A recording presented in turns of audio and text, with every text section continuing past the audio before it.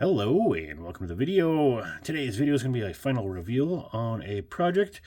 This has been a long time in the making, as I had painted it well over a year ago. And a little bit of background on that. I've been asked a few times for some more how to paint with spray can videos, kind of how to do some custom painting or two-toning, things like that. So I kind of come up with an idea to do like a Larry Watson style paint job, a little custom painting, a little spray can how-to video. Looking for a subject, I had one of these Revell 56 Del Rey kits. It was missing several parts, wheels, engine, things like that, but I had a complete body there. Didn't really have any other ideas, plans for that kit in particular.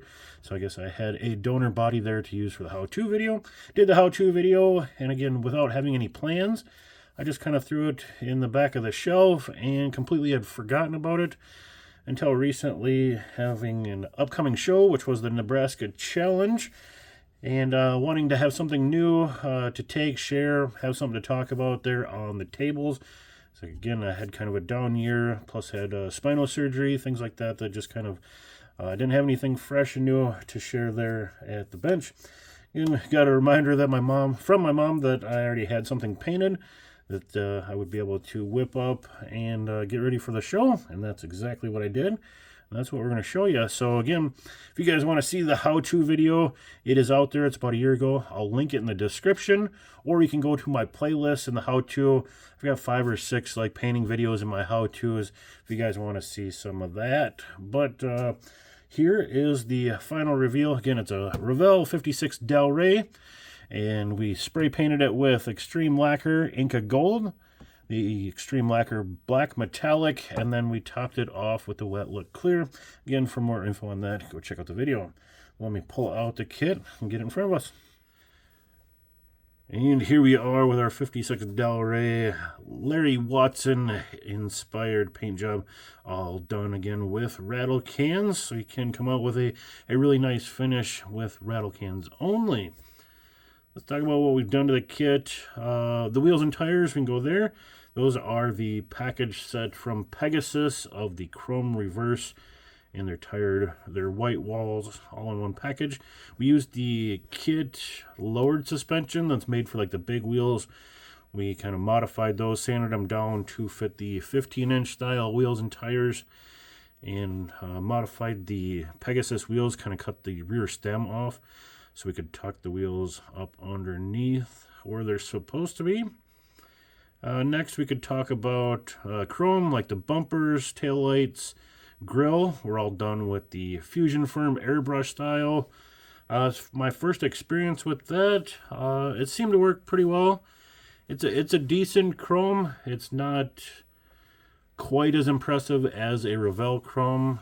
Next to each other, there's a notable difference in the reflective or mirror reflection that you get from the Revell versus the Fusion Firm. Maybe it's a little bit of technique. Again, this is a first sets of parts that I've ever tried with it, but as you can see, it's pretty decent. Not a high reflective chrome, but decent enough there. Other like body trim, that was again all bare metal foil in between clear coats. Coming around the front, we did put on a set of spotlights. Everything's been nosed and decked as far as the emblems. No emblems there, but we did leave the hood ornament in place for a little chrome there out front. And in the rear, you can see that we've put a set of the organ pipe speaker covers. We picked those up from Texas 3D. He does everything in 1/24 scale, so size-wise, they're maybe a skosh big. Unfortunately, there's a lot of 3D printers that do everything in 24 scale, even though most American cars are 1/25. So there's a little bit of a scaling issue, but overall, it doesn't look too bad there. If you can catch those on the way by. Well, let's talk about the front. Again, grills, bumpers, all done with the Fusion Firm. And as the back comes around, we added some bullet-style tail lights. And if you can see hanging out underneath, we do have a Stove Bolt Car Club plaque hanging out underneath. That is a Detroit, Michigan club, and we went with a Michigan plate as well. Just dug through my plates till you find something that looks good, kind of a color matching license plate from Michigan. So we threw a Michigan club plaque, plus it's stove bolts, and that's what we've got under the hood. And speaking of that, let's go up top and take another look. Okay, here we are in the overhead to check out that inline 6. Again, I think this might be a 3D scaling issue, or maybe it's just the actual engine side. I'm not super familiar with an inline 6. If this is like a truck block that's a little bit bigger, but these cars did come with these straight 6s, and it should fit. It's tucked up against the firewall, and I still run out of room to put a fan where it would normally be. So I think it's at 124 scaling that a lot of 3D printers go with. So we had to find an electric fan to put out front, but otherwise we again chromed the engine parts with the Fusion Firm. We went with a red engine, a little hot rod red engine. We've got like steel, exhaust manifold coloring. Those are AK and Testors Model Master colors. Got a washer, tank, and battery in there. Again, no wiring or anything like that in it. I tried a little bit, but we had some problems with just the wires coming off. I just got frustrated and said, we don't need no wires in this one. We'll just kind of go more of a box stock type look. As you can see on the dash, we do have a little pinstripe there to add a little flare. That kind of gold colored roof. Again, looking at the chromed speaker covers. Again, Fusion Firm chrome those. There's the package tray. Interior colors, just a black and white. The white is Tamiya white primer covered with the Tamiya pearl white. And then the black is just a matte black from Tamiya. Again, all spray cans. Let's see if we can get inside to see just some interior detailing. I don't know if we can get this to focus at all in the window.